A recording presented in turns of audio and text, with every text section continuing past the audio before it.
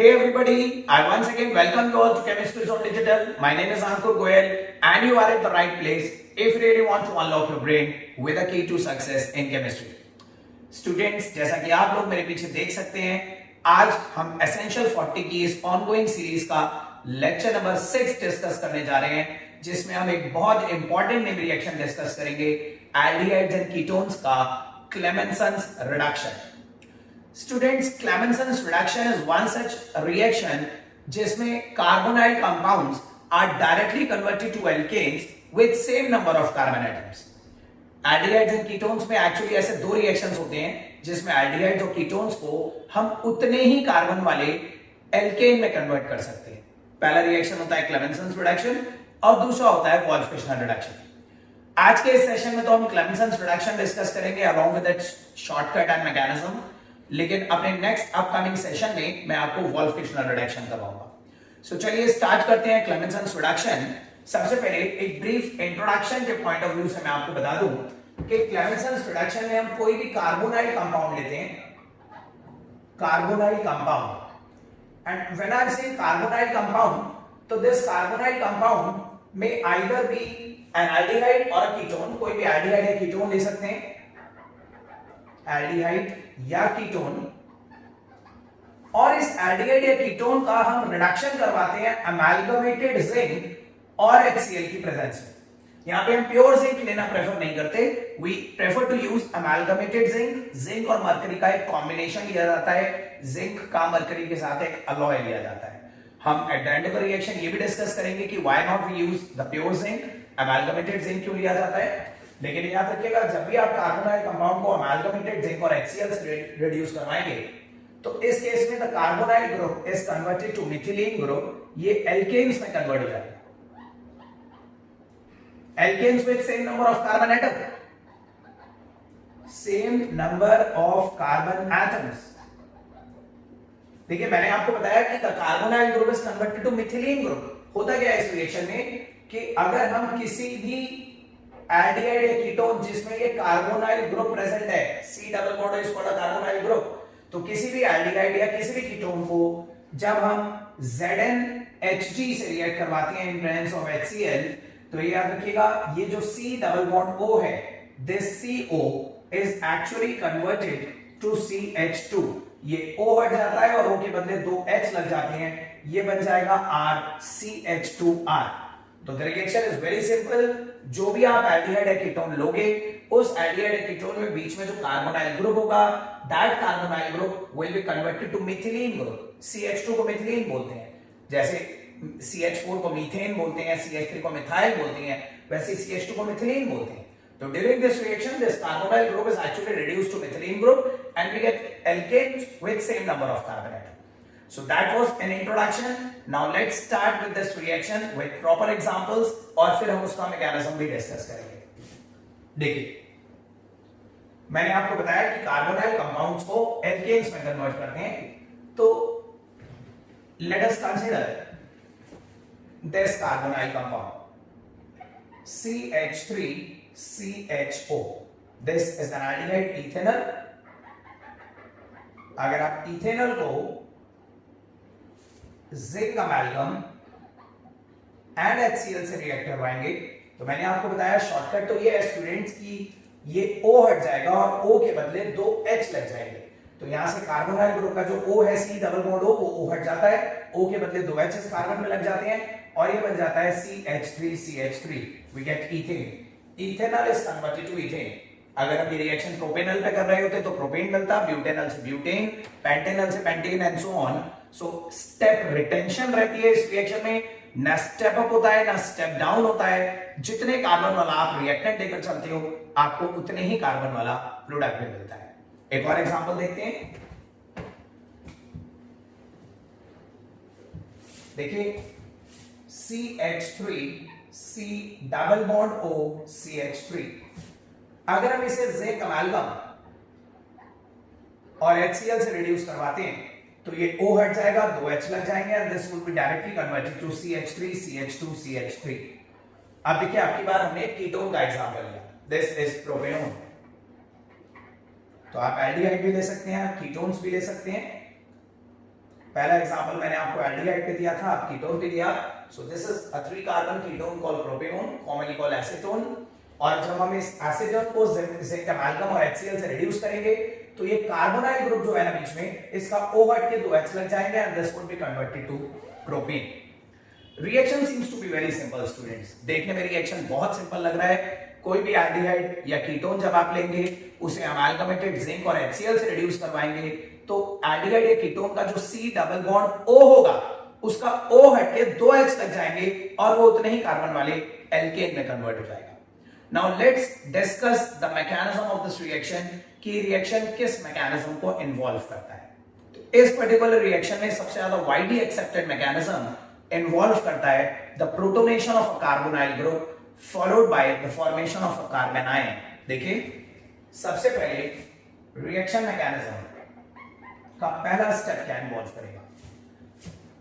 In the initial step HCl being an acid dissociate होता है जो कि H positive plus Cl negative. अब this H positive will come to protonate this carbonyl group. ये देखिए carbonyl group को हम ऐसे लिख सकते हैं, ये हमारा कार्बोनाइल ग्रुप है, इसमें ऑक्सीजन के पास लोन पेयर है and when this carbonyl group comes in contact with this proton तो ऑक्सीजन अपने लोन पेयर के थ्रू H प्लस पे अटैक करके प्रोटोनेशन अंडरगो करता है। ये बन जाएगा C double bond OH, oxygen पे एक पेयर बचेगा और पॉजिटिव चार्ज आ जाएगा। तो सबसे पहले कार्बोनाइल ग्रुप के ऑक्सीजन को HCl के H प्लस ने प्रोटोनेट करा और ये इस तरह की स्पीशीज में कन्वर्ट हो गया। अब ऑक्सीजन अपने पॉजिटिव चार्ज को खत्म करने के लिए क्या करेगा, कार्बन ऑक्सीजन बॉन्ड हेटेरोलेटिकली क्लीव होगा और कार्बन ऑक्सीजन के बीच में जो पाई इलेक्ट्रॉन्स थे, पाई बॉन्ड्स थे, वो दोनों इलेक्ट्रॉन O पे शिफ्ट हो जाएंगे and this will result in the formation of a positive charge over this carbon. आप देखिए इस पाई बॉन्ड के दोनों इलेक्ट्रॉन O पे चले गए तो O को तो उसका पेयर वापस मिल गया, O का पॉजिटिव खत्म हो गया, लेकिन बदले में अब कार्बन पे पॉजिटिव आ गया। अब नेक्स्ट स्टेप में इस कार्बन पॉजिटिव को देखिए जो अमालगमेटेड जिंक हम यूज कर रहे हैं ना, this amalgamated zinc undergo oxidation to produce Zn2 positive plus 2 electron.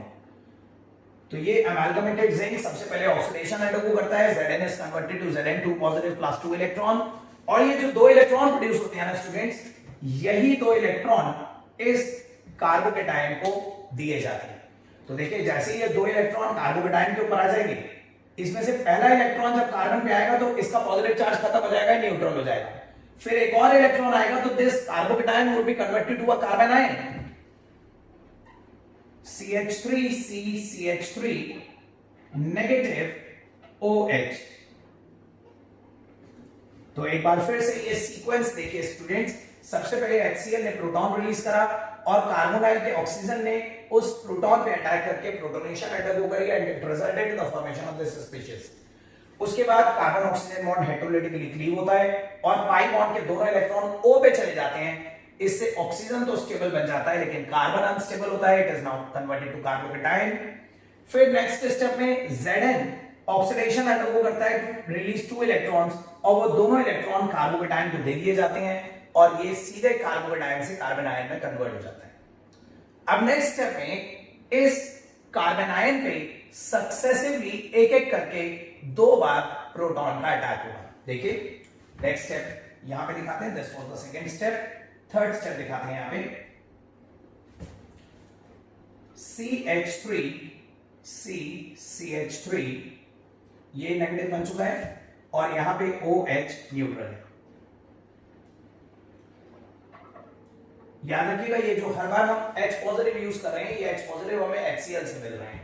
तो नेक्स्ट स्टेप में ये जो कार्बन आयन मिला, ये carbon ion will make an attack over this proton, protonation undergo करेगा और ये बन जाएगा CH3 CH3 HOH। C पे एक और H लग गया और ये नेगेटिव, इसका पॉजिटिव इसके नेगेटिव से न्यूट्रलाइज हो गया। Now this molecule again becomes neutral.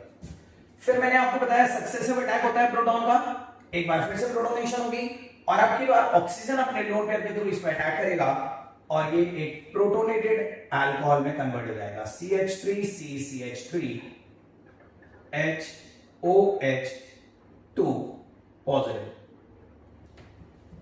Next step में देखिए अब स्टूडेंट्स क्या होगा, ऑक्सीजन ने जब प्रोटोनेशन अंडरगो करी तो ये OH2 बन गया, ऑक्सीजन पे पॉजिटिव चार्ज आ गया। अब ये ऑक्सीजन अपने पॉजिटिव चार्ज को खत्म करने के लिए कार्बन ऑक्सीजन बॉन्ड हेटेरोडेटिकली क्लीव करेगा और यहां से वाटर निकल जाएगा, वाटर का एलिमिनेशन होगा -H2O। और जस्ट इमेजिन करो कि अगर यहां से ये बॉन्ड टूट के वाटर निकल गया तो इस कार्बन पे कौन सा चार्ज आ जाएगा, positive. So this will once again be converted to a carbocation। अब नेक्स्ट स्टेप देखिए स्टूडेंट्स, मैं इसी के नीचे नोट कर देता हूं, होगा आपको विजिबल होगा वहां से, CH3 CH3H पॉजिटिव।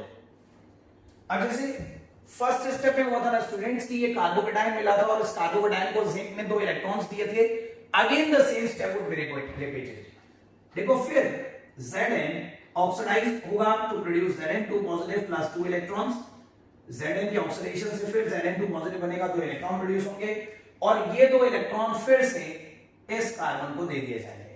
तो ये 2 electron will again come to this carbon, carbocation के ऊपर 2 इलेक्ट्रॉन्स आएंगे और ये बन जाएगा CH3C CH3H नेगेटिव, ये नेगेटिव बन जाएगा। एंड लास्टली फिर HCl का एक H प्लस आएगा और ये कार्बन अपने नेगेटिव चार्ज के थ्रू प्रोटोनेशन अंडरगो करेगा और ये बन जाएगा CH3CCH3CH2। So this becomes propene। So this is the mechanism of this Clemenson's reduction students। Clemenson's reduction के मैकेनिज्म में जिंक का मेन रोल ये होता है कि जिंक एक रिड्यूसिंग एजेंट का काम करता है। जिंक खुद तो ऑक्सीडाइज हो जाता है, 2 इलेक्ट्रॉन रिलीज करता है और उसके रिलीज करे हुए इलेक्ट्रॉन इस रिएक्शन मैकेनिज्म में बनने वाले कार्बोकेटाइन गेन कर लेते हैं और वो कार्बन आयन में कन्वर्ट हो जाते हैं। So hope this mechanism is entirely clear to you। Now let's come to the final point कि why not we use pure zinc and why do we prefer to use amalgamated zinc in this reaction। देखिए students याद रखिए, pure zinc granulated form में exist करता है, zinc के छोटे छोटे ग्रेन्यूल्स होते हैं, लेकिन जब हम उन्हीं जिंक ग्रेन्यूल्स को मरकरी के अंदर मिक्स कर देते हैं तो it becomes like a solution of zinc. वो अमेलगमेटेड जिंक एक सॉल्यूशन की तरह एक्ट करता है जिसमें जिंक के ग्रेन्यूल्स मरकरी के अंदर यूनिफॉर्मली स्प्रेडेड हो जाते हैं और जब जिंक के ग्रेन्यूल्स मरकरी के अंदर यूनिफॉर्मली स्प्रेडेड हो जाएंगे तो इससे जिंक का सरफेस एरिया बढ़ेगा और सरफेस एरिया बढ़ने से रिएक्शन और ज्यादा एक्टिवेटेड हो जाएगा। तो mercury helps to provide a wide surface, a large surface for this reaction by evenly distributing the zinc atoms within itself। तो ये रोल होता है, ये रीजन होता है कि हम प्योर जिंक ना यूज करके अमेलगमेटेड जिंक यूज करना प्रेफर करते हैं। So students, this was Clemenson's reduction। That was a very simple reaction mechanism। ऐसा ही एक और सिंपल रिएक्शन मैकेनिज्म हम नेक्स्ट क्लास में डिस्कस करेंगे, नेक्स्ट सेशन में डिस्कस करेंगे, and that would be Wolff Kishner reduction. Till then, have a great day, stay blessed।